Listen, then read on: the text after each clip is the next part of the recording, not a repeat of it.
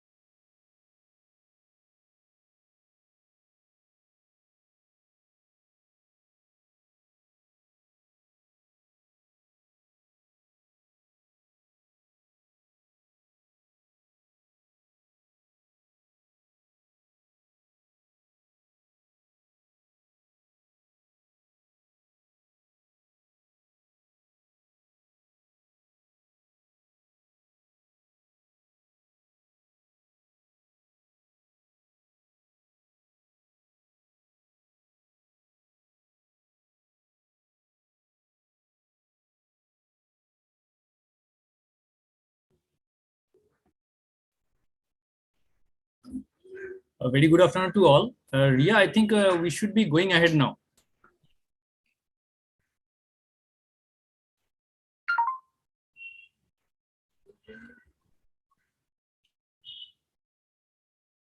Ria, am I audible to you? yes, sir. We can start. Hello and good afternoon to everyone. I, Ria, welcome you to today's session on behalf of Thakur College of Science and Commerce, Department of Investment Management. Personal finance is the background to all financial success. Personal finance and wealth management is a very important life skill for self-improvement. Honoring this life skill, we begin with today's session with the day one of the financial Diet-Richesse with Mr.Sujoy Das. Now, I would request our coordinator, Abhijit sir, to extend a warm welcome to our guest speaker, Mr. Sujoy. Thank you, Ria. Very good afternoon, Sujata. It gives us immense pleasure on the part of all Thakur College of Science and Commerce to welcome you in this August ensemble. So once again, as far as the formality demands, I wish to welcome you on behalf of each and every member present and not present, and to give us an enlightened view of what are the things that is happening outside our college, what are the things that we are going to expect in the days to come. And as for the others, I feel very honored to be given the opportunity to introduce our speaker to you. I believe we all are aware who is Swami Vivekananda. And not at all times we get to meet an alumni who has studied in the college where Swami Vivekananda has studied. In front of you, in front of your screens at present, you are seeing a person who has graduated from the same college where Swami Vivekananda has graduated. He has studied in one of the August colleges of Calcutta, very premier institution, the Scottish Church College. Prior to that, he has done his schooling from another August school of Calcutta, the Calcutta Boys School. He started his career in the banking industry by joining Bank of Punjab. Then moved on to DSP Merrill Lynch in 2000, Y2K, the famous year which had marked a lot of financial upheavals. And it's great that Sujata has been shifting these career steps and taking great cudgels. Now he went up to be the vice president in DSP Merrill Lynch. 2007, he shifted from to the DSP Merrill Lynch to Bharti AXA Investment Management. He became the head of the fixed income, again at a time when the world was going through a upheaval. So we are marking that when the going gets tough, the tough gets going. So you see how whom you are meeting today. When the world was getting a very tough time, Sujata was actually leading the way from one organization to another organization. From Bharti AXA, he joined Invesco Asset Management in 2010. He was again the head of the fixed income segment over there. He managed funds both domestic and offshore. You can obviously understand from 1994 what a stellar career he is having, and he has honored, in fact, us by spending some of his time for us.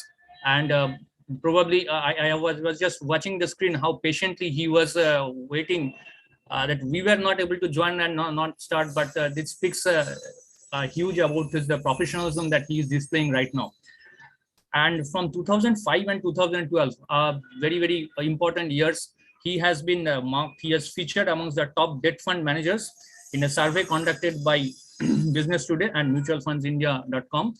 So after hearing so much, I think it will be a waste of time. If I go on continuing, it's better to hand over the mic to our speaker, our honored Sujata. Thank you. Thank you very much, Abhijit. It was such a humble feeling that to be able to speak with all of you today. It is an equal pleasure for us as well. Thank you for giving us an opportunity to speak with you and your students. Great. So let's get going. So we have some slides that we have prepared for today's presentation. So it starts off with personal finance and then moves on to wealth management. And we are going to keep interlinking both of them. But before getting into personal finance and wealth management, very quickly, I just wanted to understand, the audience at the level where they are. If some of you could just very quickly can describe the difference between personal finance and wealth management. Anybody would like to, answer to that? The difference between personal finance and wealth management. Is there at all any difference, firstly? If yes, then what's the difference? And then the next question will be, what is personal finance? Maybe you can unmute yourself, you can speak out, or you may also write in the chat box, whatever is comfortable. So I think personal finance is something what an individual does for his own wealth management, whereas wealth management is at a professional level where you do it for your clients. I think, yeah, the answer couldn't have been better than that. Absolutely. So personal finance is all about managing your own finances. And when we talk about your own finances, there are quite a few things, right? So when we are talking about owning finances, it starts with income. So when we are talking of finance, first there has to be an income. So there has to be some money which comes in. Obviously, then you're managing your expenditure on the other hand. Then whatever is left between your income and your expenditure, you try and save some portion of that money. And then whatever you feel that you can really save for a long-term period, that is when you start investing. And then depending upon the liabilities that you have in your life, you would also go in for some kind of insurance products. So these are broadly the few facets of personal finance. It starts off with income. It looks at your expenditure. It looks at your savings component, then your long-term savings, which is looked at as your investment, and then the insurance component. Then let me turn your attention towards wealth management. Now, before moving into wealth management, in your opinion, Ria, maybe I'll ask you this question because you were the one who responded the previous one. In your opinion, what do you think is wealth? And what are the various components of wealth? Wealth could be any kind of income which you get. Also, your savings could form a part of your wealth. Basically, the assets which you own. Yes, absolutely. I think that word that you use perfectly well, which is assets. So the money which is ideally saved, then the long term is in investment. The investments could be in various components. It could be in various assets primarily. And when you're going around and selecting those assets, this is where the beauty of this subject is all about. While you're identifying the assets, it's trying to figure out which asset is going to perform well, because ultimately, if you are an asset, then you're expected to flourish, right? Because you call somebody even an asset, oh, he's an asset to our organization, he's an asset to the college, and an asset is actually of real value. So today we are going to discuss all about personal finance and wealth management. Without moving into who am I think that has already been discussed more. These would be the few things that we have in mind, which we are going to understand in great detail today. But before jumping on to further slides, Ria, may I understand from you, what is your end time? So where would you like me to end? At what time? So it's around 12:15 right now, 17. What time would it be? We can go on till 1. Till 1 p.m. So we have approximately 43 minutes. Perfect. What I would also request the entire group over here is that please feel free to raise your hand and ask questions at any point in time. So there are quite a few technical things that we are going to touch upon in this conversation today. Feel free to, and don't wait till the end, please. That's what I think will best put our time into use. So what is personal finance? So we described this in some detail. We looked at it. So it is all about one's own money, one's personal income, own expenditure, savings, then what is left behind as savings, long-term savings being investments, and then there is insurance. In this whole journey, the last word that we are describing over here is insurance. In your opinion, how important is insurance? And at what point in time does somebody should look at buying into some kind of insurance product? Anybody would like to go for it? How important is insurance in the whole gamut of personal finance? And at what point in time should somebody look at insurance? Anyone? So may I answer? Please go ahead. I think insurance is pretty important, and there's subsets to insurance as well. I think it is very important to choose the right kind of insurance. For example, health insurance, for that matter, is very important in today's world where there's a lot of diseases that are going around. So I think it is very important in a general perspective. Yes, it is important, but buying an insurance, why is it important? Do you think Mukesh Ambani will buy a health insurance product for himself? So in buying insurance is mainly important. The main purpose of insurance, it's an instrument which protects your financial risk, which helps your asset preservation in the point of crisis. And coming to your next question, when one should buy insurance, it's as early as possible. He or she starts earning or starts taking responsibilities. Absolutely. So insurance is always, you insure an asset. So you insure a car, you insure a house, you insure a life, you insure a health. Every asset can and may be insured at some point in time, right? Depending upon the kind of risk that you look at. So if the value of a house, there is a house in which you're living, okay, all of us are living, then there can be certain risk to that asset. So there can be a flooding, there can be a fire, there can be an earthquake. So you try and protect that asset from each of these calamities. So whenever we foresee that, okay, I am leading a good and healthy life, but there can be some impediment to my health at some point in time, and maybe I should look at insuring that. So maybe I will look at health insurance, maybe life. So longevity, everybody knows that there is going to be an end day, right? We are all mortals, but still we would like to see how important, from a life perspective, it is important that we leave behind something when we go away from this world. So we insure our life for our family members and so on. So each of these components, income, expenditure, savings, investments, and insurance, each of these various components make up and form part of personal finance. From a student life like yours, and when you possibly will enter the industry at some point in time, maybe quite shortly.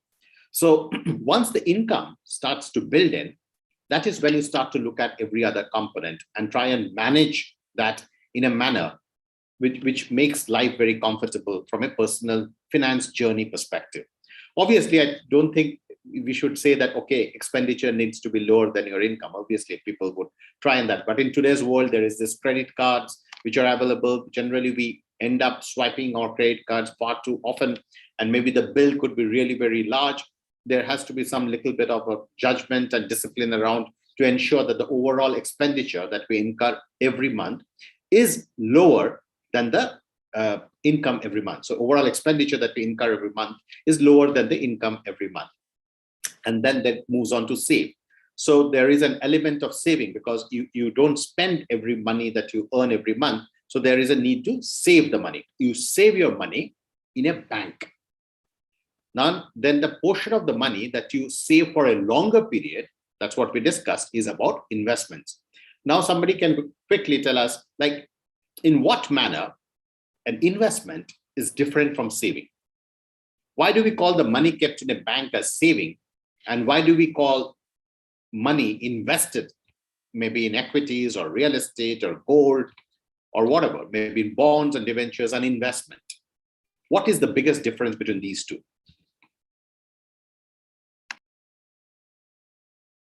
Why is saving called saving and why is investment called investment? Why is it not that investment is also called saving?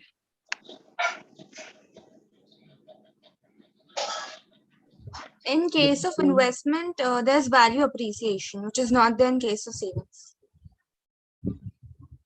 Okay, that's a very good answer.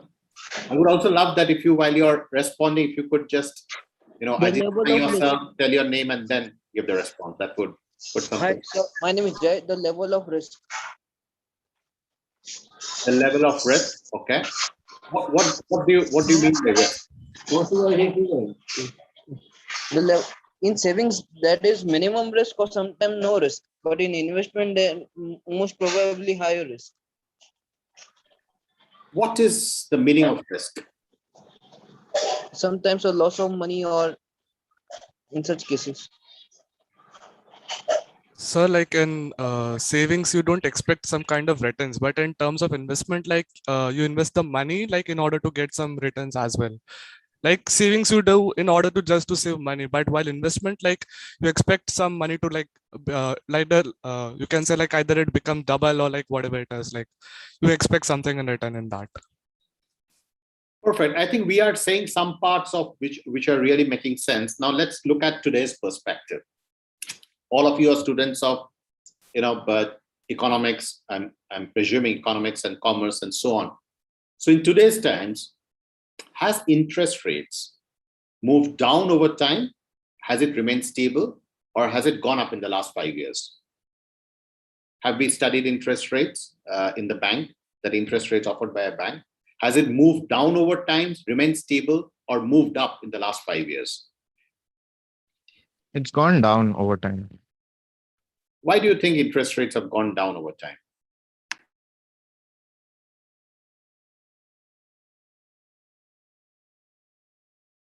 Why do you think interest rates have gone down?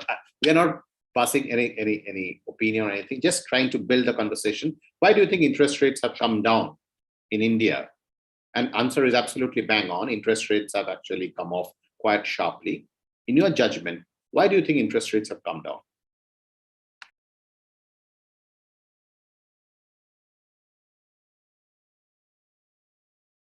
If we get an answer, Sir, is it we'll be in the right journey. Yes, please. so is it because of the condition of the economy in the country? Because it it isn't flourishing as much as we expected it to. And so maybe that is the reason. But will it come down on its own, or will there be some organization or somebody in the authorities who will drive that interest rates in our country? What determines interest rates?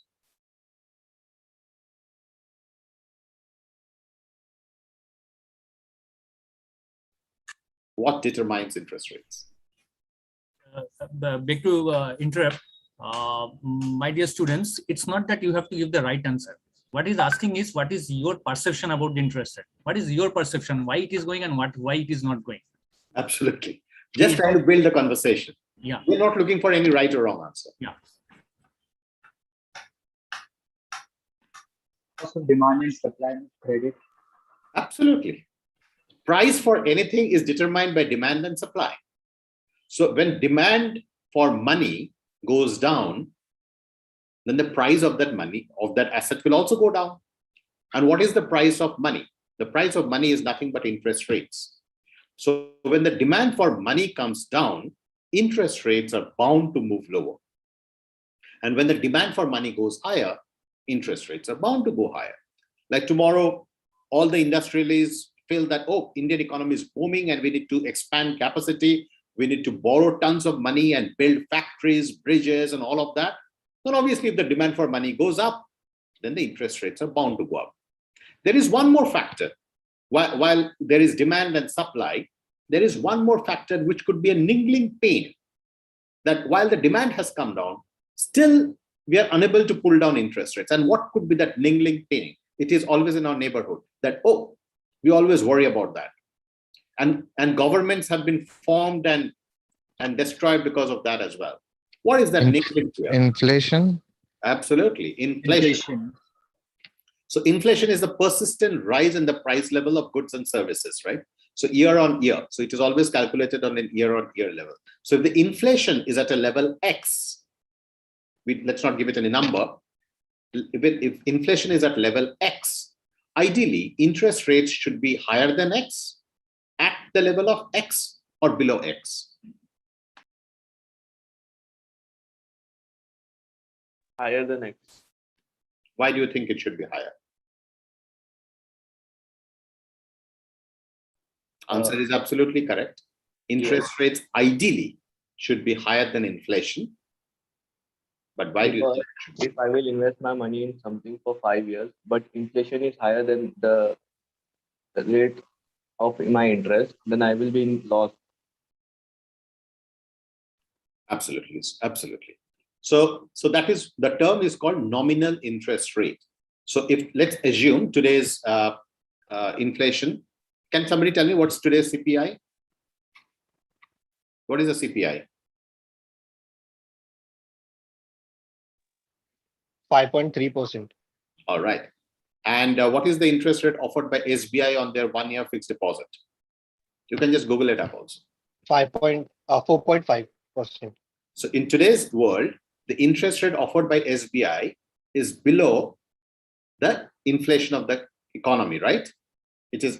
So while somebody mentioned that ideally it has to be higher, and that is how it should be, but still interest rate offered by a bank is below the inflation level.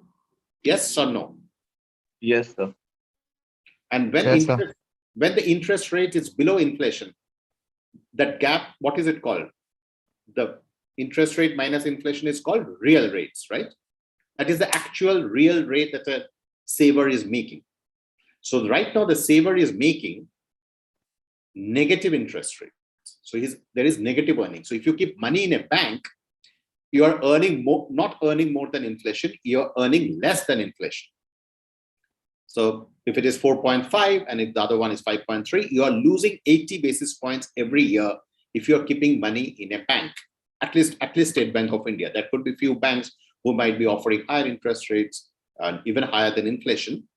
And when negative, so Indian economy is going through a negative real rates right now. And so this is something which is always to be kept in mind. So one is demand and supply for money, which drives interest rates.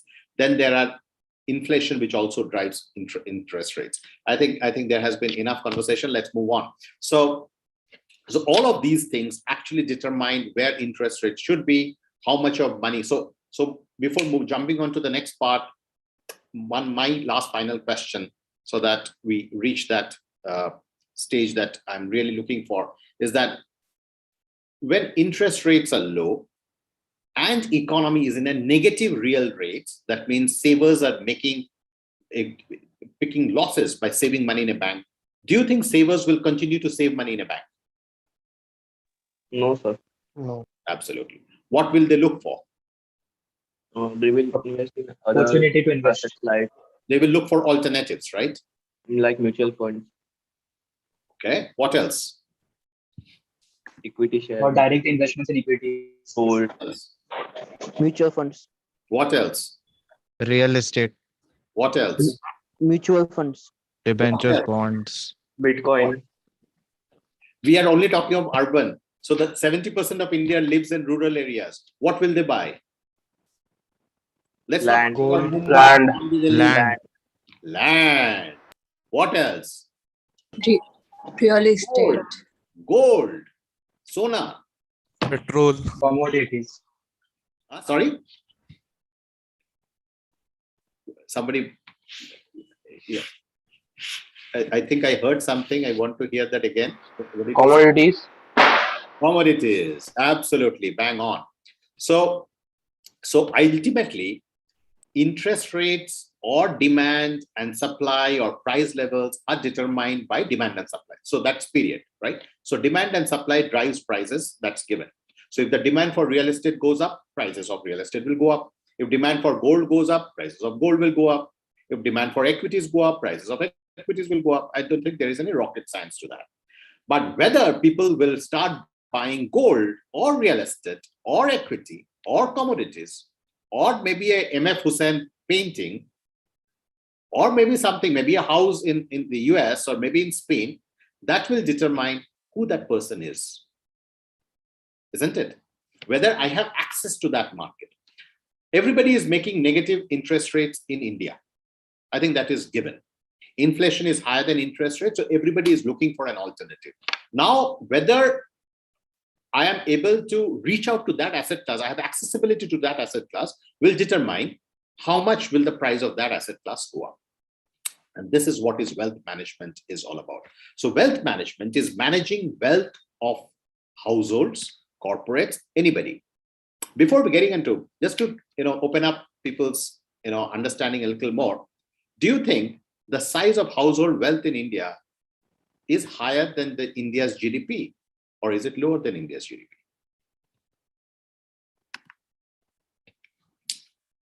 Why is it even being discussed? Why is it a topic of discussion? Why did you guys even call me today?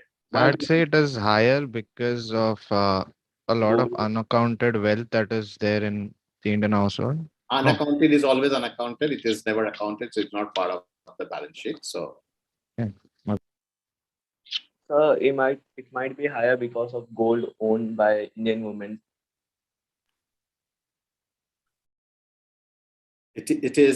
it is much higher.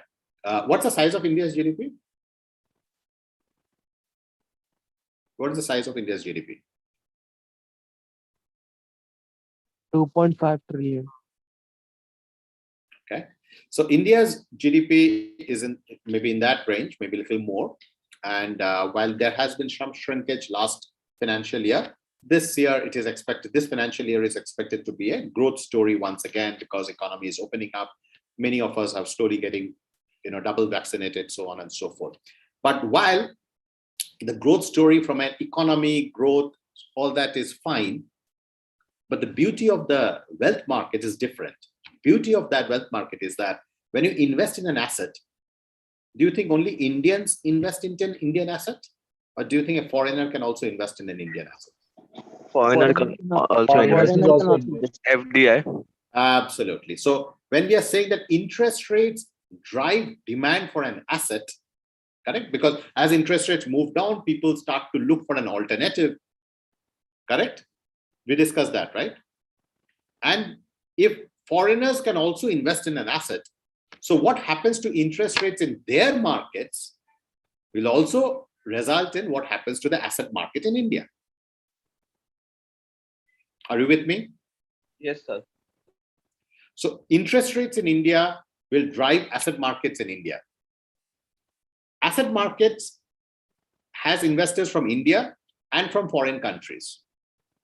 So the logic remains same. If interest rates are lower in foreign countries, in developed markets, that will also drive asset prices globally, not just in India, right? And I think I'm horribly behind time, 12:35. So that's what happens when you start talking about something which is so close to your heart, you keep discussing about it. All right. So Back to disturb again. I'll a little bit differ with Ria, and I think the level of participation and the interest that is getting generated. Ria, I'll request to allow Sujoy to go beyond 1 o'clock till his comfortable time. Okay, sir, fine. Please go ahead, sir.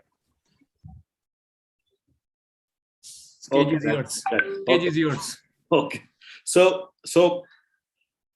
interest rates globally. So we know that interest rates in India have been low in the last few years. Anybody can quickly tell us, like tell the entire group here, what has been the experience around interest rates globally? What has happened to US interest rates, Canadian interest rates, European interest rates, Japanese interest rates, Chinese interest rates? It's been falling drastically after this, after the pandemic time. If you pull up the chart of Japanese interest rates, they have been zero and sub-zero for over 2 decades now. Almost 40%, it keeps varying, between 40 to 60% of the global bond market are in negative interest rate regime. Negative interest rates. It is not even low. It is not even zero. It is negative. Can somebody tell us, think aloud. There is no right or wrong answer. Think aloud. Why do you think interest rates have become negative? Negative, that means, let me just explain in plain words. Negative means if you keep money in a bank, you will be paying the bank to accept your money. That is what it means. It is not the bank who's paying you interest. You are paying money to the bank to keep money in the bank. You are buying a bond not to earn money. You are buying the bond at maybe a coupon which is negative. Under what situation we reach that level? And what do you think will happen to the asset market if the world has moved to negative interest rates?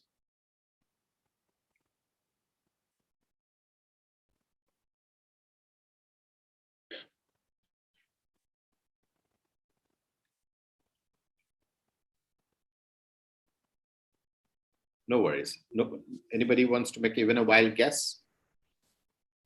You put yourself in the shoes of the bank and think, if I want to give you some money, will you pay any interest, or you will better ask me to pay you some money? So you put it in your shoes and then answer. Absolutely, yeah.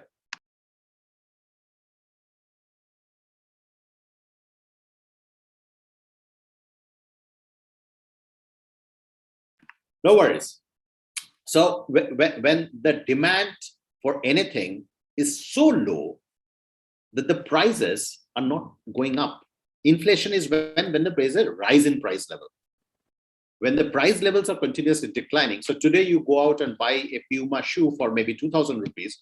1 year later, the price drops to 1,800 rupees. And then the next year it drops to 1,700 rupees. When prices keep dropping, that means we are in a state of, what is opposite of inflation? Deflation. Deflation. So when demand for goods and services keep falling, then we are in a state of deflation. If we are in a state of deflation, then obviously interest rates can't be positive. Then demand for everything is negative, right? So everything is low. So demand for money is also low. If the demand for money is low, that means the interest rates will be negative. Around 40 to 50% of the global bond market, interest rates are at negative levels. So in that scenario, obviously that quantum of money will start chasing for an alternative. They will start looking for an alternative. They will find something maybe in emerging markets, maybe in Indonesia, Malaysia, India, Sri Lanka, wherever, China, Europe. If interest rates are collapsing, then the asset markets are bound to receive tons of extra money. So we had this 2008 crisis when the Lehman Brothers collapsed. Interest rates came down to zero, almost zero in US, and stayed zero for like almost 8, 9, 10 years. Japanese interest rates have been negative. We had this massive crisis in Greece, right? When they were almost on the verge of defaulting their government debt, interest rates came off. Interest rates in Europe, particularly Switzerland, has been negative. Many, there are innumerable countries in the world where interest rates are negative. So negative interest rates will drive investors to look for an alternative in an asset in any country, and in India as well.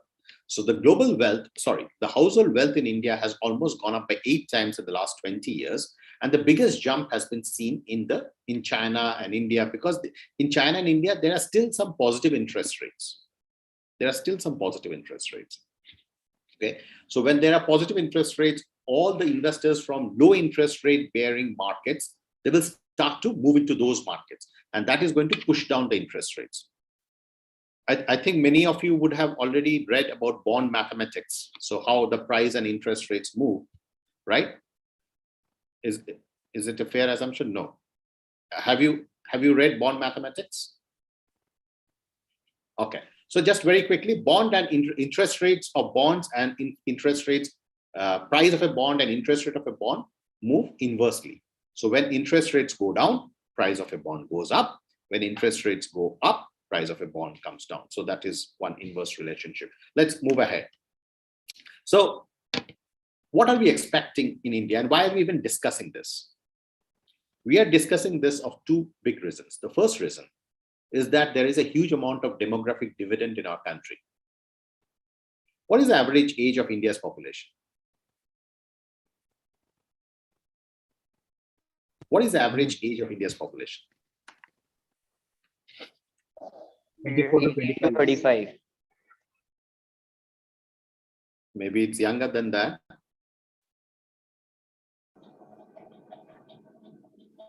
$28. Yeah, it's somewhere in the mid-20s, 25, 28. That's the range. And it's actually getting younger. So we are a country of 135 crore people, and the average age is somewhere in the mid-20s, 25, 28. And in fact, over the next 2 decades, it is expected to become further younger. 50% of India's population is below the age of 25 years. And this economy is growing. So there is a massive amount of demographic dividend that this economy is bound to witness. Second thing that is happening is that while it is growing, so it is growth in terms of growth, economic growth, and in terms of expansion of household wealth, right? So if there is a young population which is becoming wealthier, so obviously managing wealth, it is not a part-time job. In fact, it's a full-time job, because if you are invested in various asset classes, equities, bonds, precious metals, household, equity, and so on, because these markets are open 24/7 almost, right? So we may be shutting off in India, but somewhere in the globe it is reopening. So asset prices continuously change. So the price at which it closes today evening, it's not the price at which it is going to reopen tomorrow, because there's going to be some event which will happen between today's closure time and tomorrow's reopening time in the equities market. The second thing that is happening is that when people are busy working, running their own businesses, and they are also accumulating wealth, it becomes absolutely impossible for these people to turn around and start managing their own wealth themselves. They need the services of a wealth manager. And that is what we are going to discuss today. India needs 8 times the existing number of wealth managers in our country. As of now, we are a country of 135 crore people, approximately 30% live in urban areas, right? Average wealth of the households are going up. The average per capita wealth of India is almost 50% higher than the average per capita income.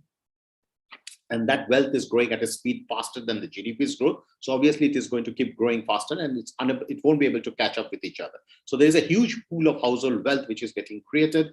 The total number of millionaires and billionaires and so on are also becoming larger and larger. But who manages their wealth? They're busy, increasing their income and wealth and so on. So there is a need to have 8 times the existing pool of wealth managers. So in our country, there are just about 200,000 wealth managers, because wealth expansion hasn't happened in the manner it has been happening in the last 3-5 years. These negative interest rates in India and globally has driving asset prices. And that's possibly one of the reasons why we are seeing the equity markets at an all-time high in India. And then there is some spillover effect, which is also happening in other asset markets. And we are going to discuss each one of them in detail. So there is a genuine dearth of supply of wealth managers in our country. And that is what we are going to discuss right now. Let's move on. Who is it for?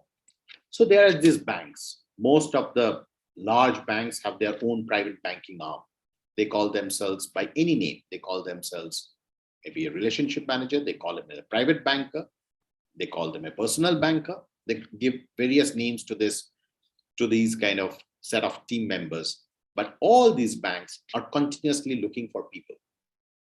And why am I discussing this here?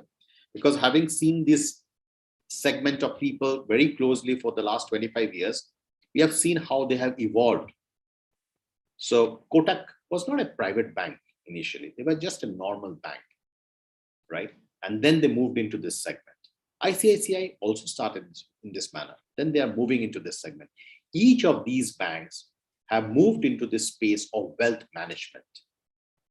And when we are talking of wealth management, obviously they are looking for people continuously who would be part of this team, be connected with their clients, and be in a position to have an engaging conversation and direct and guide them and plan for their wealth management through their life.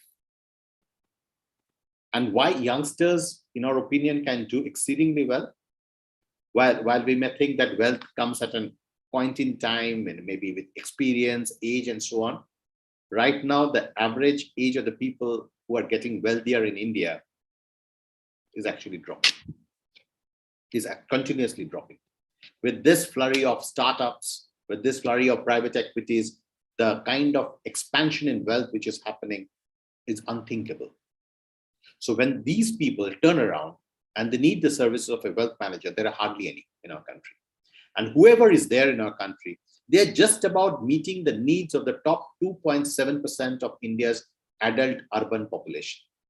2.7% of India's adult urban. The next 25% of India's adult urban population who needs the services of a wealth manager is actually going underserviced.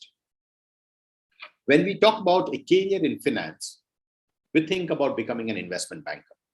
We think about becoming a fund manager. We think about maybe moving in the space of insurance, mutual funds, and so on and so forth. But there is an equally promising and equally lucrative career, which is in the field of wealth management. And that is what we are going to discuss today. What has been the hiring trend? Obviously, I think we discussed this. Each of these companies, these wealth management firms, are continuously looking for people who are bright, who understand the subject, and who are able to connect the people with the asset markets in a manner which is, in terms of communication, that really gels well. So they're looking for really smart people. Okay. So to be one of the most sought after career, is this just our opinion? So even the biggies are slowly getting into this space. Amazon, I think in the month of August, they picked up a small stake in a wealth management firm called Small Case. Because of this massive expansion which is happening in this space, and there obviously needs huge amount of investments, both in terms of resources, human resources, technology, processes, and so on and so forth. This gap in demand and supply is also driving up the remuneration of this team of people. So what used to be in the range of 3, 4, 5 lakh rupees of money per annum, that has moved higher. We just pulled up one page from Naukri.com last week. And if you look around, so you will see that the kind of salaries that are getting offered to these people. So we just did a random check around wealth management, HNI requisition, premier banking, private banking. So there is people at every salary bracket which are required by the industry. So maybe they will start in an average. If you just do a Glassdoor search, you will see that the average salaries are in the range of 7, 9, 10 lakh, but it immediately moves higher. It moves higher with experience. and moves to the range of 25, 50, 50 plus. And then obviously there are people who are in the 1 crore plus as well. It is all about being noteworthy and delivering what you have been hired for. Another beauty about wealth management is that you can, as a career, choose to be managing wealth for people by working in a company, or you are like a doctor, right? You can also set up your own company. You can also set up your own company. So you either, like a doctor has their own clinic, or they also work in a hospital. In the same manner, a wealth manager also has an option to get into a job of their own with a company, or they can also set up their own company. So what it takes, I think before getting into the slide, my question to each one of you is that, suppose there are two people, both of them, let's assume aged 30 years. They've already had 5-6 years of experience. Both of them passed out from a premier graduation school. They also had their premier, maybe a post-graduation, maybe a master's, whatever, maybe even an MBA. They have both joined a premier banking company. But at the end of 5 years, somebody's salary level will be higher than the other one. In your opinion, what differentiates an individual in the industry? You're in an unfamiliar environment, you're working in a company, you're trying to create value for your people, for your stakeholders, your clients. The salary levels don't keep pace. Somebody moves to a different bracket, others stay behind. What differentiates a person from the other? Consistency. Okay, that's a very correct answer. What else?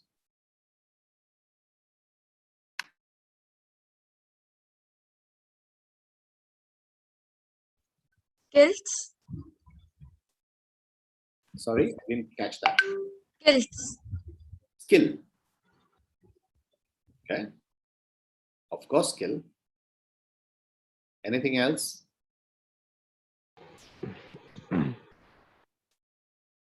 When you are sitting in a bunch of friends in your college canteen, there will be one person who will steal the show, right? People would love to speak with him or her. What do you think? Why do you think one person draws the attention of the other?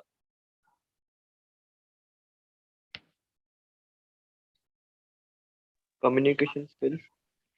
Absolutely. What differentiates Narendra Modi from Manmohan Singh? Manmohan Singh might be way ahead, miles and miles ahead in terms of intelligence. Miles and miles ahead. Narendra Modi connects with people easily. Absolutely. So the biggest differentiator, unfortunately, in life is what we speak. It is not what we know, it's what we speak. And how we speak and how we connect and how we articulate our mind. Everybody will know that subject. Everybody knows 1 + 1 is 2. If money comes in, prices go up. Everybody knows that. But the biggest differentiator is the ability to connect with people is what differentiates one from the other. So this is something that I would like to stress upon, is that while you're in your college or maybe you get into some professional program, you will learn tons of things. But everybody around you also will learn tons of those things. But the thing, only small parameter which would differentiate you from the other is your ability to communicate, ability to speak your mind in a manner which is understood by the other person. We may also say the same thing, but if the other person doesn't follow, it really doesn't matter. Making the right pause in a conversation is important. So what skill sets do I need? How long will it take? Is there one place where I can learn?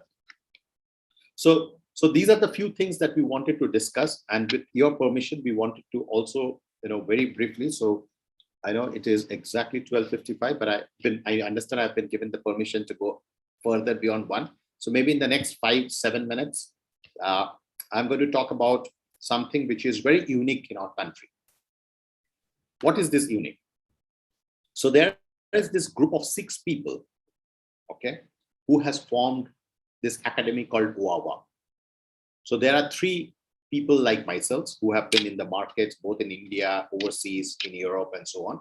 They have joined hands with academicians to set up this academy called OAWA. And why do you think there was a need?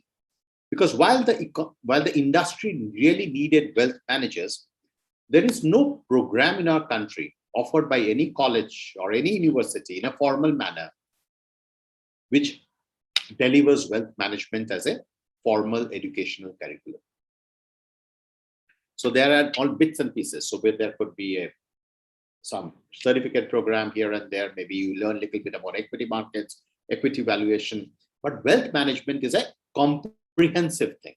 Wealth management is all about identifying the assets, protecting your value in those assets, making those assets go up, making those valuations go up over time. And the last and the most important one is that wealth is intergenerational. We have to manage the wealth in such a manner that it moves to the next generation. Mukesh Ambani obviously has got some wealth from his father. Mukesh Ambani would like to leave something for the next generation, not something, almost everything. So wealth management is all encompassing. You have to identify the right assets. You have to ensure protection of value. You have to ensure appreciation of value as well. And then it has to be planned in such a manner that it is intergenerational. So wealth management covers all the asset classes. It covers equities, it covers bonds, it covers real estate, it covers currency, it covers some other niche products like maybe art or investment in a wine. And in today's world, even cryptocurrency is looked upon as an asset class. So each of these things form part of wealth management, managing components of wealth. So the student needs to take, in our opinion, a couple of steps forward themselves. So if somebody is really desirous to understand each of these asset classes and understand how each of them correlates with each other. So it is not about forming a portfolio, you just put equity, debt, and so on and forget about it. So moment you put each of these asset classes piece by piece, they are going to start to correlate with each other. There is an element of correlation. So all of it, all the statistical things, right? And then there will be an element of standard deviation. So everybody spoke about risk.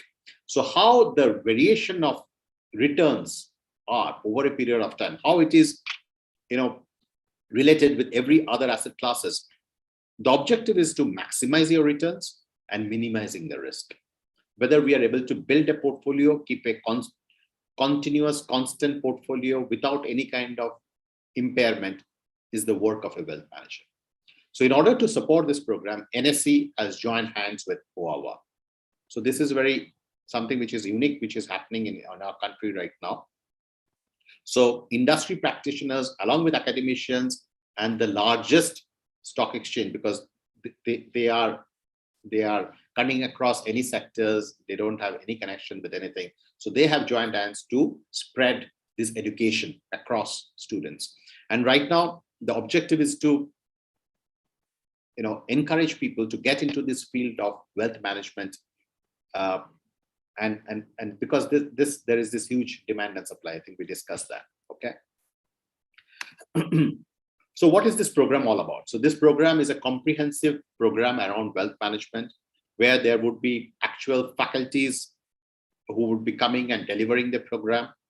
There have been huge amount of e-learning modules which has been created by several research scholars and PhDs across premier business schools. So OAWA was on a mission.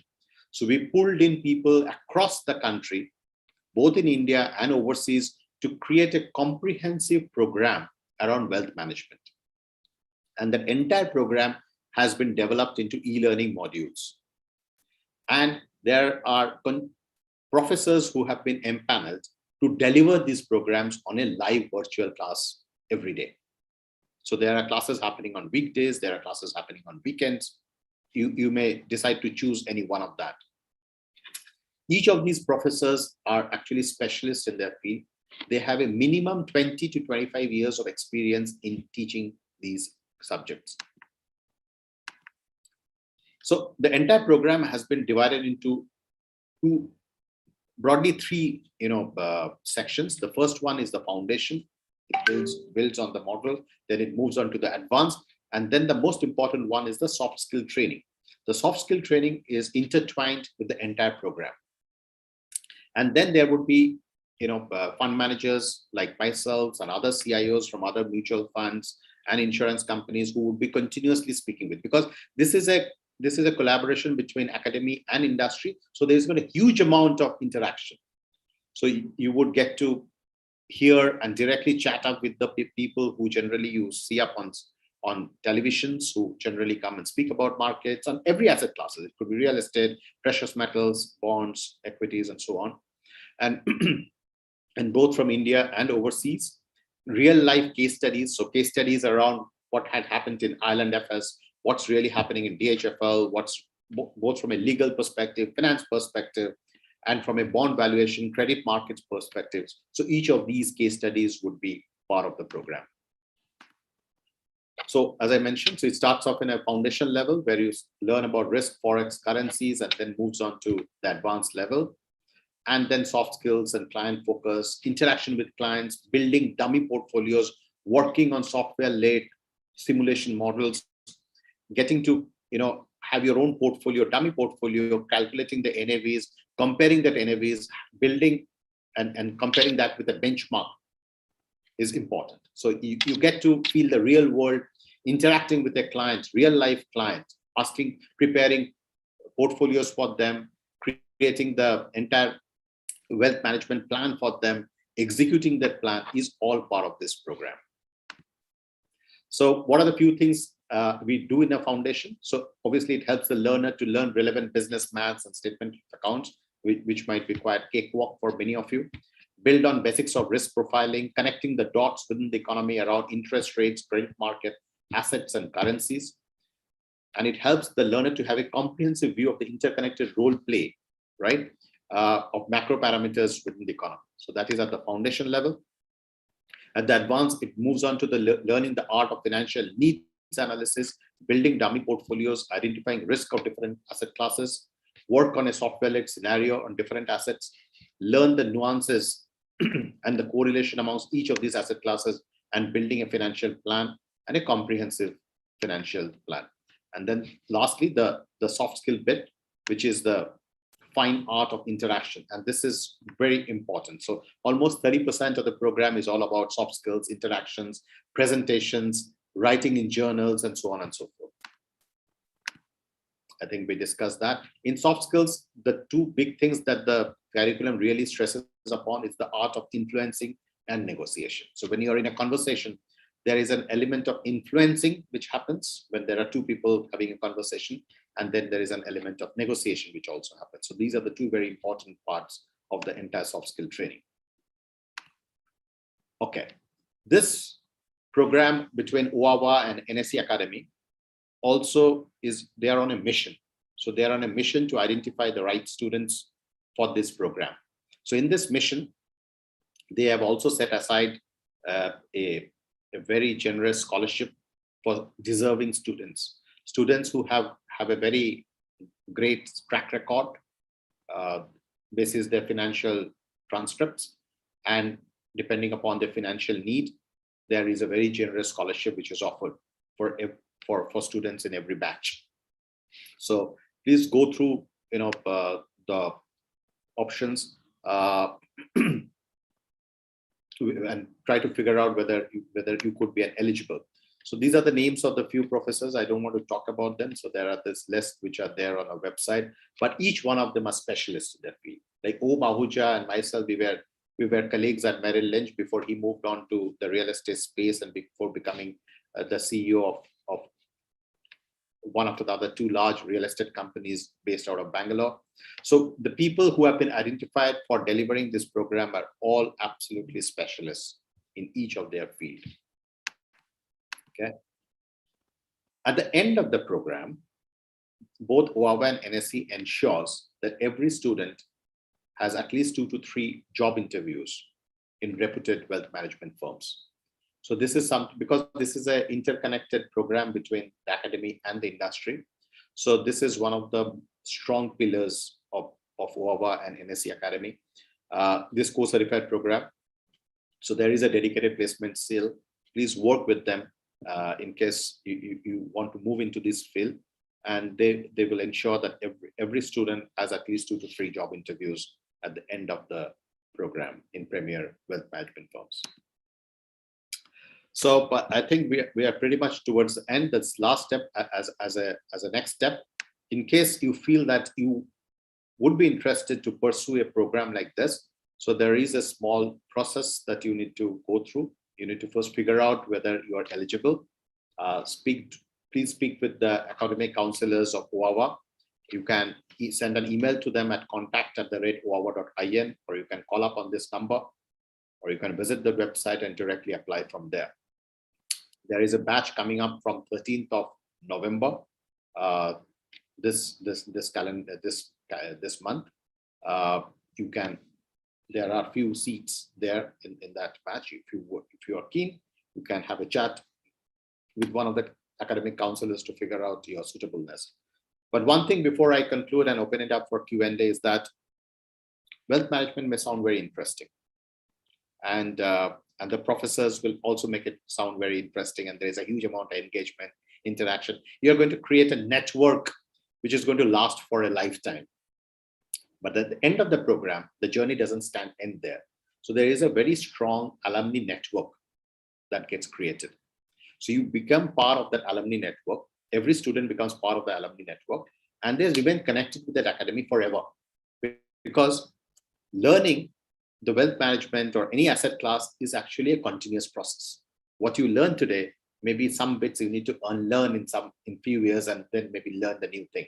So being part of the alumni network will help you to remain updated about what's really happening in the real world. The final word is that while all of this is fine, this is a very exciting but a challenging program. So as a student, you should also be eager to take 2 steps forward to learn about it. It's for the people who are really very keen to get into this promising field, maybe as a job, or maybe set up their own business, or maybe even people, there could be wealthy business families who may even look at managing their own wealth as well. So it covers each one of their individual aspiration. So think through and try to figure out. But what we discussed today is all of that, and obviously much more is what we are going to learn in our program for the 6-month period. So with that, I'm going to stop from a formal perspective, and Ria, I'm more than happy to answer any questions, please.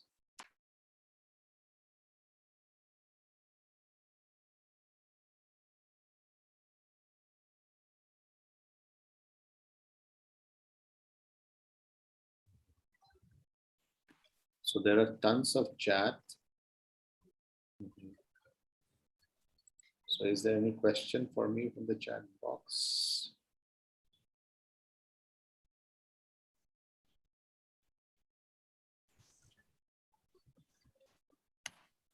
Okay.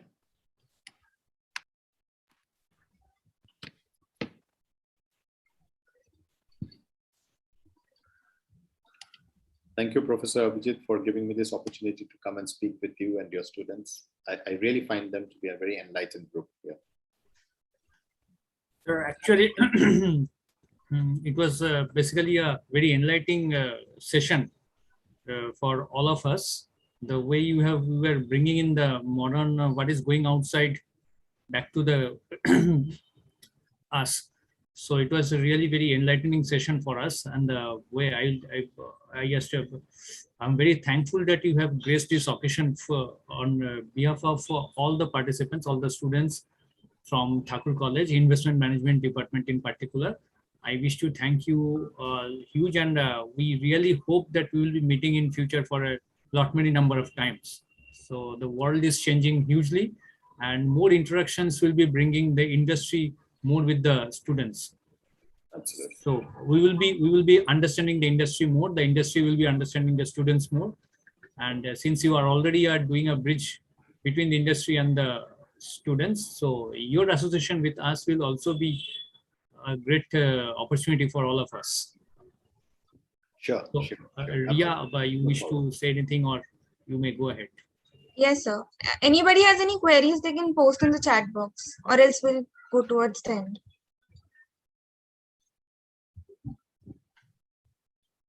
So I think there is a question from Shikha Desai. How can we increase the interest rates? So I think the question is very simple, straightforward. Interest rates are determined by demand and supply of money. So if the demand for money goes up, interest rates go up. If inflation goes up, interest rates will go up also. But to a certain extent, all of us will dance to the tune of the RBI governor, right? So because he is the person, and no, sorry, I don't think it's just RBI governor. Right now we have an MPC committee, so Monetary Policy Committee. So there are this 6-member committee members. So they determine what the interest rates will be. And that is determined by a signaling level, which is the repo rate. So the repo rate is the rate at which banks borrow money from a bank, from Reserve Bank of India, and reverse repo is the rate at which banks lend money back to Reserve Bank of India. So if in today's times, the repo rate is at 4%. That means the banks are able to borrow money as much as they want from Reserve Bank of India at 4%. Correct? So isn't it slightly foolish that SBI is still offering 4.5% on their savings rate? So if you are getting the money that you want at 4, why should I offer 4.5? Sometimes, things of these kind do happen. So there would be interest rates which are below 4 also. So all those duration buckets where State Bank of India is going to discourage money, so they are going to pull down interest rates below the repo rate. And when they really need more and more money, they will push up interest rates above the repo rate. So repo rate is basically a very strong and the most important signaling interest rate in our economy. If tomorrow Reserve Bank of India feels that the economy is getting heated up, economic activity is picking up, inflation is going to pick up at some point in time, they're going to start pushing up interest rates. And they're going to start to do that by pushing up the repo rate. So that's going to be a big, and you can imagine if interest rates go up, what will happen to the equity markets on that day. So all the asset markets are going to readjust. Okay.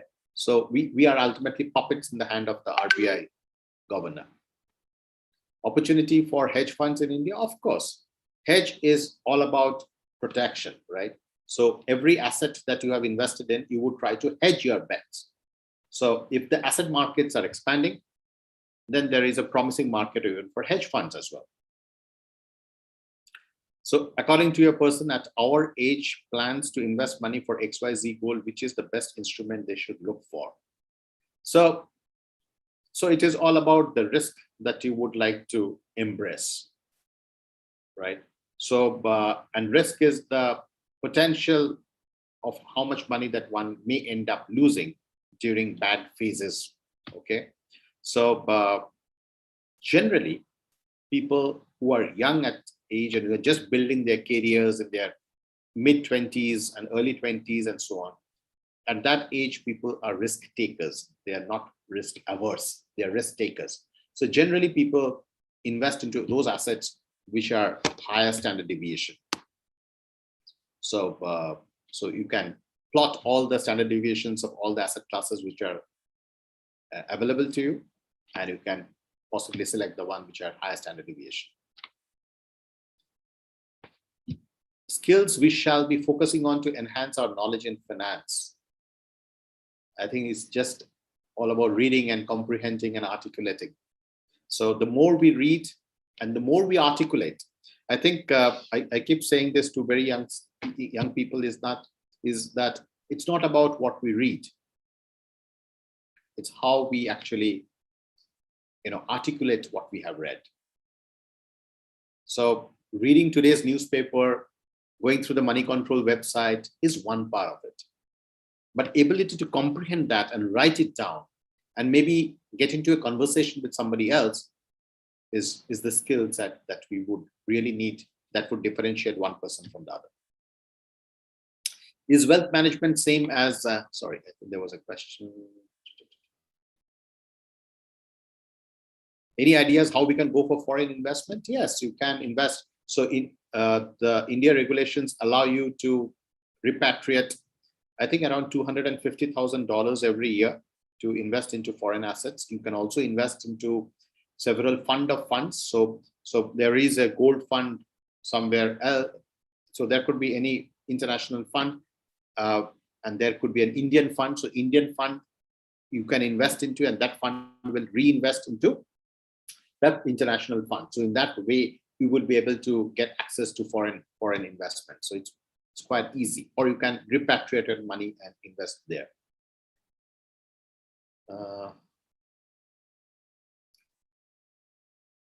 Skills we shall be focusing on that we discussed. Does analysis, okay. Is wealth management same as asset management? Wealth management is all encompassing. It is not at one particular asset. When we are talking about one particular asset, we are talking about asset management. When we are talking about all the asset classes in a comprehensive manner, we are talking about wealth management. What books would you recommend for personal finance? I think you can get onto any Amazon website and there would be tons of books. Reading the book is important, but writing it down, what you have read will make the difference. So read as much as you want to read through. I think reading blogs and remaining updated about what's really happening in the personal finance space, maybe the asset markets, going through, I think maybe one, newspaper is just good enough. So you can just subscribe to one finance newspaper and that should do the trick. But but the biggest differentiator I would say is that after reading it, maybe you can create a compendium at the end of the week, whatever you have learned about it. What's your opinion about what you have read? Once you are able to start passing opinion, judgment, and articulating what you have read will be the differentiator.